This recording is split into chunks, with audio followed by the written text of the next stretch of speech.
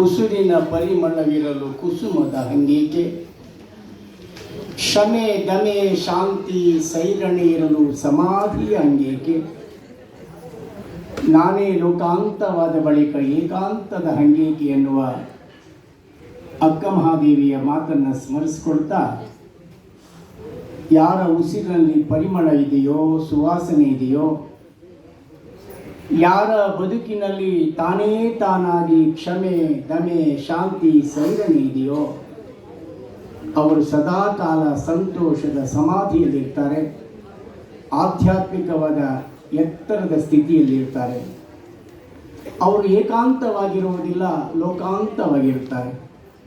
ಅಂತಹ ಶ್ರೇಷ್ಠ ಮಹಾನ್ ಶರಣೆ, ನಮ್ಮ ನಾಡಿನ ಪ್ರಪ್ರಥಮ ವಚನಕಾರ್ತಿ, ಭಕ್ತಿ ಜ್ಞಾನ ವೈರಾಗ್ಯಗಳ ತ್ರಿವೇಣಿ ಸಂಗಮದಂತಿರುವ ಅಕ್ಕ ಮಹಾದೇವಿಯ ವ್ಯಕ್ತಿತ್ವದ ಸ್ವಾಭಿಮಾನದ ಸಂಕೇತದ ಪದ ಈ ಕದಳಿ.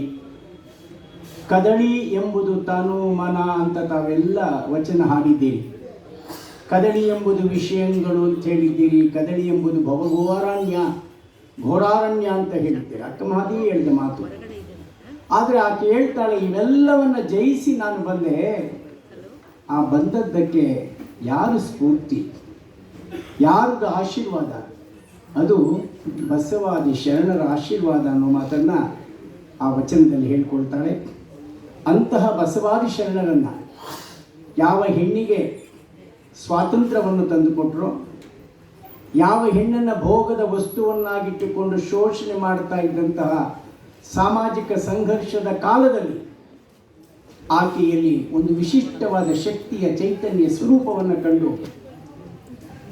ಹೆಣ್ಣು ಹೆಣ್ಣಲ್ಲ, ಹೆಣ್ಣು ರಕ್ಕಸಿ ಅಲ್ಲ ಅಂತ ಹೇಳಿ ಹೆಣ್ಣನ್ನು ಸಾಕ್ಷಾತ್ ಕಪಿಲ ಸಿದ್ಧ ಮಲ್ಲಿಕಾರ್ಜುನನ ಹಂತಕ್ಕೆ, ದೇವರ ಮಟ್ಟಕ್ಕೆ ಹೆಣ್ಣನ್ನು ಹೋಲಿಸಿದ ಆ ಸಿದ್ದರಾಮೇಶ್ವರರ ವಚನವನ್ನು ಸ್ಮರಿಸಿಕೊಳ್ತಾ, ಇವತ್ತು ನಮ್ಮ ಕದಳಿ ವೇದಿಕೆ ಒಂದು ವಿಶಿಷ್ಟವಾದ ಕಾರ್ಯಕ್ರಮವನ್ನು ಮಾಡಿದೆ. ಈ ಸಮಾವೇಶ ಮತ್ತು ಕದಳಿ ಪ್ರಶಸ್ತಿ ಪ್ರದಾನ ಸಮಾರಂಭದ ದಿವ್ಯ ಸಾನ್ನಿಧ್ಯವನ್ನು ವಹಿಸಿರುವಂಥವರು ಶ್ರೀ ತೋಂಟದಾರ್ಯ ಗದಗಿನ ಮಠದ ಪರಮ ಪೂಜ್ಯರಾದ ಡಾಕ್ಟರ್ ಸಿದ್ದರಾಮ ಮಹಾಸ್ವಾಮಿಗಳು. ಡಾಕ್ಟರ್ ಸಿದ್ದರಾಮ ಮಹಾಸ್ವಾಮಿಗಳು ಬಹಳ ದೊಡ್ಡ ಶರಣತತ್ವ ಚಿಂತಕರು, ಅನುಭಾವಿಗಳು, ಅಧ್ಯಯನಶೀಲರು, ಸಂಶೋಧಕರು, ವೈಚಾರಿಕ ಪ್ರಜ್ಞೆಯನ್ನು ಜನಮಾನಸದಲ್ಲಿ ಬಿತ್ತುತ್ತಾ ಇರುವಂತಹ ಒಬ್ಬ ಮಹಾನ್ ಆಧ್ಯಾತ್ಮಿಕ ಜಗದ್ಗುರುಗಳು. ಅವರು ಈ ಸಮಾರಂಭಕ್ಕೆ ಬಂದಿರುವಂತಹದ್ದು ಬಹಳ ಸಂತೋಷದ ವಿಷಯ. ಅವರು ನಮ್ಮ ಅಖಿಲ ಭಾರತ ಶರಣ ಸಾಹಿತ್ಯ ಪರಿಷತ್ತಿನ ಗೌರವಾಧ್ಯಕ್ಷರು ಆಗಿದ್ದಾರೆ. ಅವರಿಗೆ ನಾನು ಸಾಷ್ಟಾಂಗ ಪ್ರಣಾಮಗಳನ್ನು ಸಲ್ಲಿಸ ಬಯಸ್ತೇನೆ. ಇಂದಿನ ಈ ಸಮಾರಂಭದ ಕೇಂದ್ರ ಬಿಂದು ಶ್ರೀಮತಿ ತುಂಗಾ ರೇಣುಕಾರವರು. ಅವರ ಬದುಕೆ ಒಂದು ಅಕ್ಕ ಮಹಾದೇವಿಯ ಬದುಕಿನಂತೆಯೇ ಅಂತಂದರೆ ತಪ್ಪಾಗಲಿಕ್ಕೆ, ಲೌಕಿಕದ ಆ ಕಾಲಘಟ್ಟದಲ್ಲಿ ಒಂದು ಅತ್ಯಂತ ಈ ಕ್ರೌರ್ಯದ ಒಂದು ದಾಳಿಗೆ, ದೈಹಿಕ ದಾಳಿಗೆ ಒಳಗಾಗಿ ತನ್ನ ಆತ್ಮಸ್ಥೈರ್ಯದಿಂದ, ಆತ್ಮವಿಶ್ವಾಸದಿಂದ ಅದನ್ನು ಎದುರಿಸಿ ಬದುಕಿ ಬಂದಂತಹ ಒಬ್ಬ ಧೀಮಂತ ಮಹಿಳೆ ನನ್ನ ಸಹೋದರಿ ತುಂಗಾ ರೇಣುಕಾ. ಒಂದು ಅರ್ಥದಲ್ಲಿ ತುಂಗಾ ರೇಣುಕಾಗೆ ನಾನು ಒಂದು ಗುರು ಅಂತ ಭಾವಿಸಿದ್ದೇನೆ. ಯಾವ ಅರ್ಥದಲ್ಲಿ ಗುರು ಅಂದರೆ ಆಧ್ಯಾತ್ಮಿಕ ಗುರು ಅಲ್ಲ. ನಾನು KLE ಕಾಲೇಜಿನಲ್ಲಿ ಅಧ್ಯಾಪಕನಾಗಿದ್ದ ಸಂದರ್ಭದಲ್ಲಿ ತುಂಗಾ ರೇಣುಕಾ ಮತ್ತು ಆಕೆಯ ಸಹೋದರಿ KLE ಕಾಲೇಜಿನಲ್ಲಿ ಓದ್ತಾ ಇದ್ದರು. ಆಗಲಿಂದೂ ಆಕೆಯ ಪ್ರತಿಭೆಯ ಬಗ್ಗೆ ನನಗೆ ಪರಿಚಯ ಇದೆ. ಬಹುಶಃ ಅಕ್ಕ ಮಹಾದೇವಿನೇ ಹೇಳ್ತಾಳೆ, ನೊಂದವರ ನೋವ ನೋಯದವರೆತ್ತಬಲ್ಲರು. ಯಾರು ನೋವನ್ನು ಅನುಭವಿಸಿದ್ದಾರೆ ಅವರಿಗೆ ಅದರ ನೋವು ಗೊತ್ತು.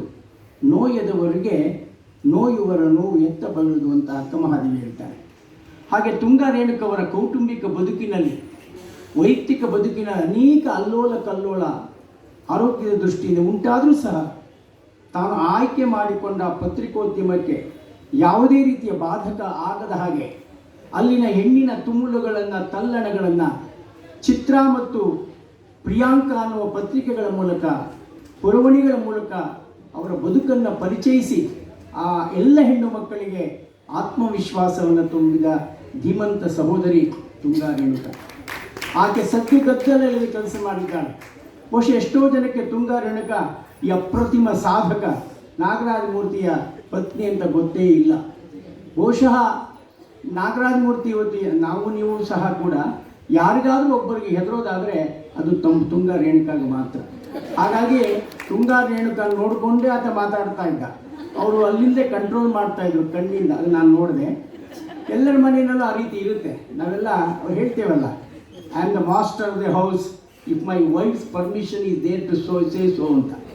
ನಾನು ಈ ಮನೆ ಯಜಮಾನ, ನಾನು ಯಜಮಾನ ಅಂತ ನನ್ನ ಹೆಂಡತಿ ಒಪ್ಕೊಂಡ್ರೆ ಅಂತ ಒಂದು ಮಾತಿದೆ. ತುಂಗಾ ರೇಣುಕಾ ಮತ್ತು ನಾಗರಾಜ ಮೂರ್ತಿ ಒಂದು ಅನುರೂಪ ದಾಂಪತ್ಯ. ಪೂಜ್ಯರು ಹೇಳಿದಾಗೆ ಸತಿಪತಿಗಳೊಂದಾದ ಭಕ್ತಿ ಹಿತವಪ್ಪುದು ಶಿವಂಗೆ.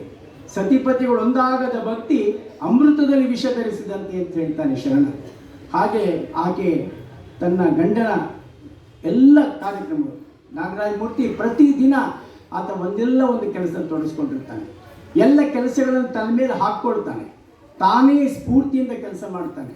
ಒಪ್ಪಿಕೊಂಡ ಕೆಲಸವನ್ನು ಒಂದಿಷ್ಟು ಸಹ ಕಿಂಚಿತ್ತು ಲೋಪ ಬರದೆ ಮಾಡುವಂತಹ ಸಾಧಕನಿಗೆ ಆ ತುಂಗಾ ರೇಣುಕಾ ಗೃಹದಲ್ಲಿ ಸಾಧಕಿಯಾಗಿ ನೆರವನ್ನು ನೀಡ್ತಾ ಬಂದಿದ್ದಾರೆ. ನಮಗೆಲ್ಲ ಗೊತ್ತಿದೆ.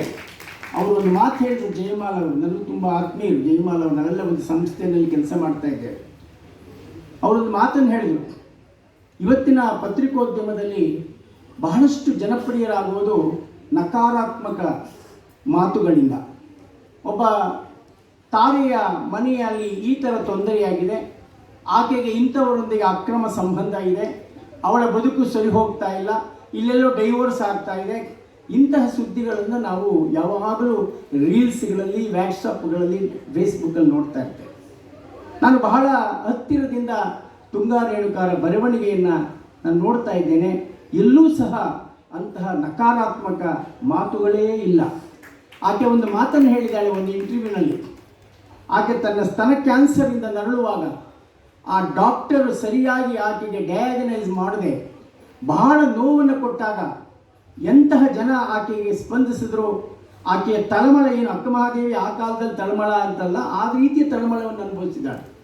ಆ ಸಂದರ್ಭದಲ್ಲಿ ನಾಗರಾಜ ಮೂರ್ತಿ ಕೊಟ್ಟಂತಹ ಸಪೋರ್ಟು, ಮಗ ಶಂಭು ಕೊಟ್ಟಂತಹ ಸಪೋರ್ಟನ್ನು ಆಕೆ ನೆನೆಸ್ಕೊಳ್ತಾಳೆ.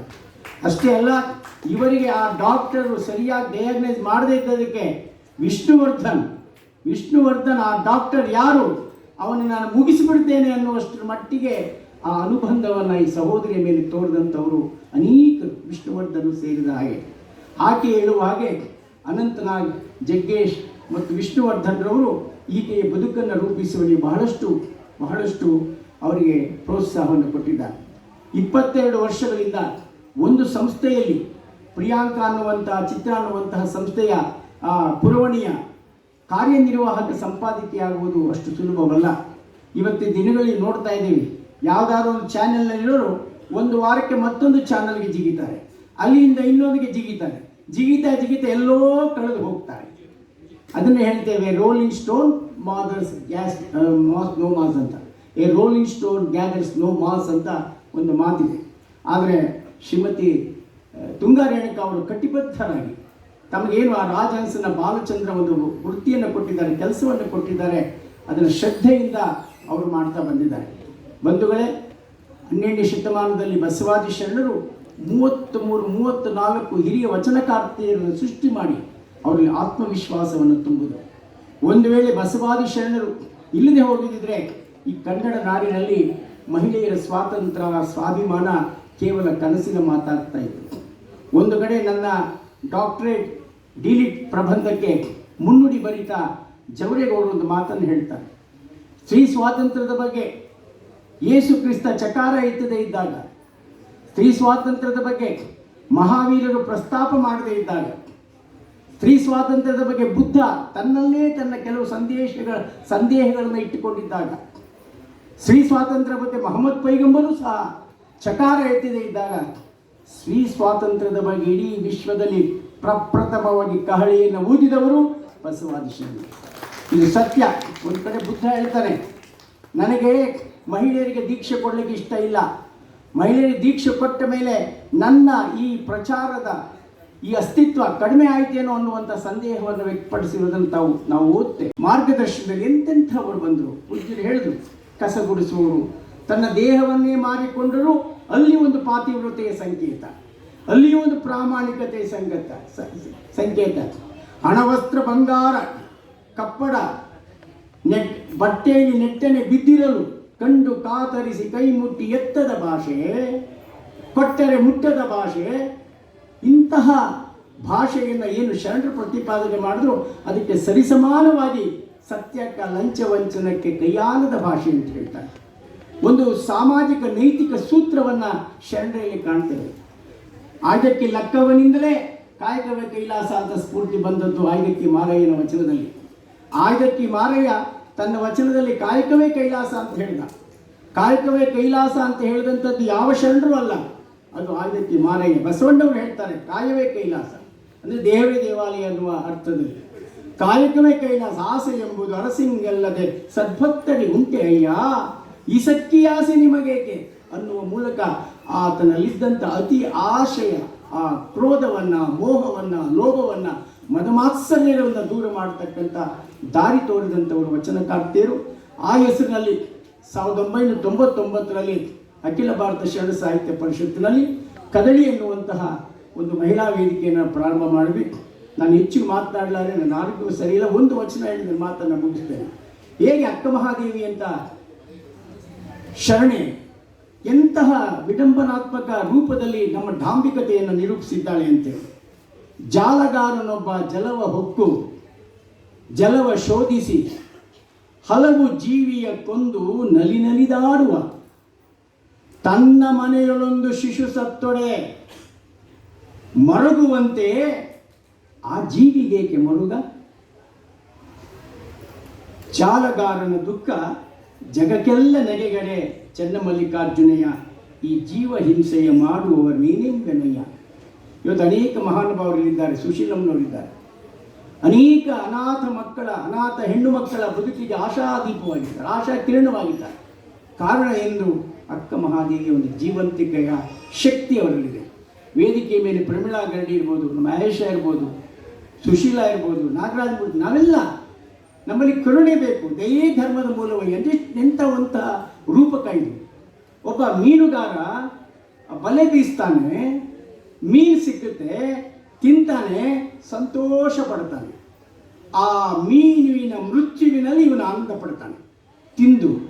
ಆದರೆ ತನ್ನ ಮನೆಯಲ್ಲಿ ಒಂದು ಮಗು ಸತ್ತರೆ ಎಷ್ಟು ಕೊರಗುತ್ತಾನೆ, ಎಷ್ಟು ಮರಗುತ್ತಾನೆ, ಎಷ್ಟು ದುಃಖ ಪಡ್ತಾನೆ. ಇಂತಹ ರೂಪಕಗಳ ಮೂಲಕ ಅಕ್ಕ ಮಹಾದೇವಿ ಬದುಕಿನ ಒಂದು ನಗ್ನ ಸತ್ಯವನ್ನು ನಮಗೆ ದರ್ಶನ ಮಾಡ್ತಾಳೆ. ಅಂತಹ ಅಕ್ಕ ಮಹಾದೇವಿಯ ಸಂಕೇತವಾಗಿ ಇಟ್ಟುಕೊಂಡಿರುವ ಕದಳಿ ವೇದಿಕೆ ಭಾಳ ಒಳ್ಳೆಯ ಕೆಲಸ ಮಾಡ್ತಾ ಇದೆ. ನಮ್ಮ ಪ್ರಮೀಳಾ ಗರಡಿಯವರ ಸಾರಥ್ಯದಲ್ಲಿ ಪ್ರೇಮಾ ಸುಂದರು, ಗೀತಾ ಜಯಂತು, ಚಿತ್ಕಲಾ ರವಿ ಇವರೆಲ್ಲರೂ ಬಹಳ ಒಳ್ಳೆಯ ಕೆಲಸ ಮಾಡ್ತಾ ಇದ್ದಾರೆ. ಇದಕ್ಕೆಲ್ಲ ಮಾಸ್ಟರ್ ಈ ಇದರಲ್ಲಿ ಶಾಲೆಗಳಲ್ಲಿ ಇರುತ್ತೆ, ಮಾಡದೇ ಇದ್ರೆ ಹುಷಾರಂತ ದೊಣ್ಣೆ ಹಿಡ್ಕೊಂಡಿರ್ತಾರಲ್ಲ, ಆತ ಒಬ್ಬ ದೊಣ್ಣೆ ನಾಯಕರು ನಮ್ಮಲ್ಲಿದ್ದಾರೆ, ಆತ್ಮೀಯರು. ಪ್ರೀತಿಯಿಂದ ಹೇಳೋ ಮಾತು ಅದು ನಮ್ಮ ನಾಗರಾಜ್ ಮೂರ್ತಿ.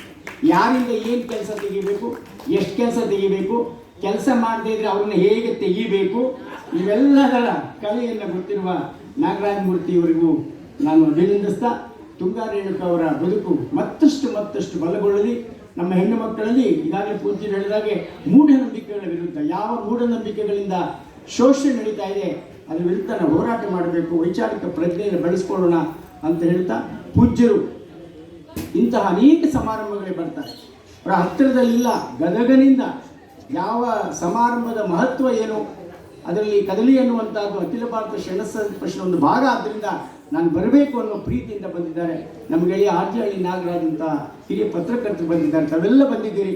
ತಮಗೆಲ್ಲರಿಗೂ ನಾನು ಹೃತ್ಪೂರ್ವಕವಾದಂತಹ ಧನ್ಯವಾದ ಅರ್ಪಿಸಿ, ಇತ್ತೀಚೆಗೆ ಚಿತ್ರದುರ್ಗದಲ್ಲಿ ಅಖಿಲ ಭಾರತ ಶರಣ ಸಾಹಿತ್ಯ ಸಮ್ಮೇಳನ, ನಮ್ಮ ಸುತ್ತೂರು ಮಠದ ಪರಮ ಪೂಜ್ಯ ಶಿವರಾತ್ರಿ ದೇಶಿಕೇಂದ್ರ ಮಹಾಸ್ವಾಮಿಗಳ ಹಾಗೂ ಪರಮ ಪೂಜ್ಯ ತೋಟದ ಡಾಕ್ಟರ್ ಸಿದ್ದರಾಮ ಮಹಾಸ್ವಾಮಿಗಳವರ ಮಾರ್ಗದರ್ಶನದಲ್ಲಿ ಬಹಳ ಚೆನ್ನಾಗಿ ನಡೀತು. ತಾವೆಲ್ಲ ಬಂದಿದ್ರಿ, ಭಾಳಷ್ಟು ಜನ. ಕೆಲವು ಬಂದಿದ್ದು ಬಾರದ ಹಾಗಿದ್ರಿ. ನಿಮಗೆಲ್ಲರಿಗೂ ಸಹ ನಾನು ಧನ್ಯವಾದ ಅರ್ಪಿಸಿ, ಮತ್ತೊಮ್ಮೆ ತುಂಗಾ ರೇಣುಕಾ ಒಬ್ಬ ಸಶಕ್ತ ಆ ಮಹಿಳೆ ಮತ್ತಷ್ಟು ಸಾಧನೆಯನ್ನು ಮಾಡಲಿ.